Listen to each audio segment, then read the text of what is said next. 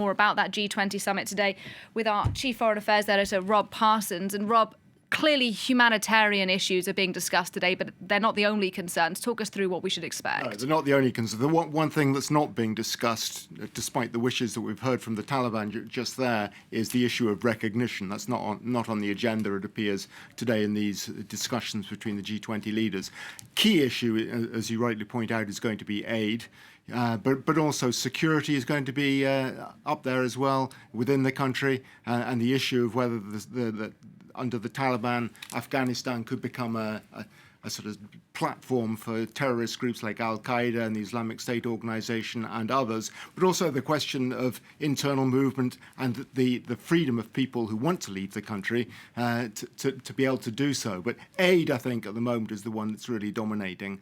Everybody is conscious of the fact that this is a country that is immensely poor, that is enormously dependent on foreign aid. The previous government for its spending was 75% dependent on foreign aid, which gives you an idea. The situation since the Taliban came to power has got immeasurably worse. There are hundreds of thousands of refugees who have had to leave their agricultural livelihoods, who have no sources of income.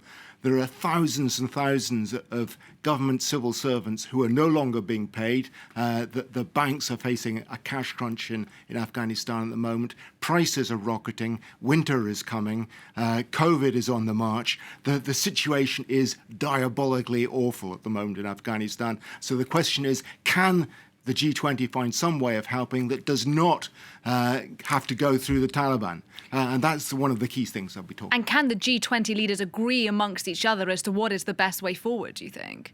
Well, it's going to be a really tall order. I mean, they can agree, I think, that aid has to get to Afghanistan, but how they go about doing it is going to be very difficult. The approach of the Western countries, the United States, the European Union, and also India to Afghanistan is not the approach of China, for instance, or Russia, or Turkey, for that matter.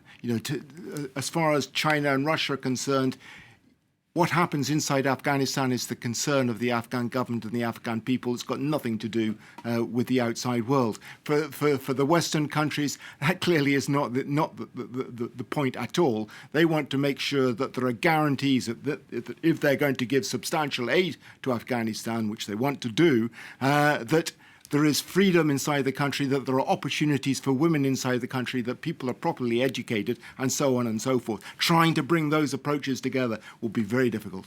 All right, well, we'll see what happens. Thanks very much indeed for your analysis. Our Chief Foreign Affairs Editor there, Rob Parsons.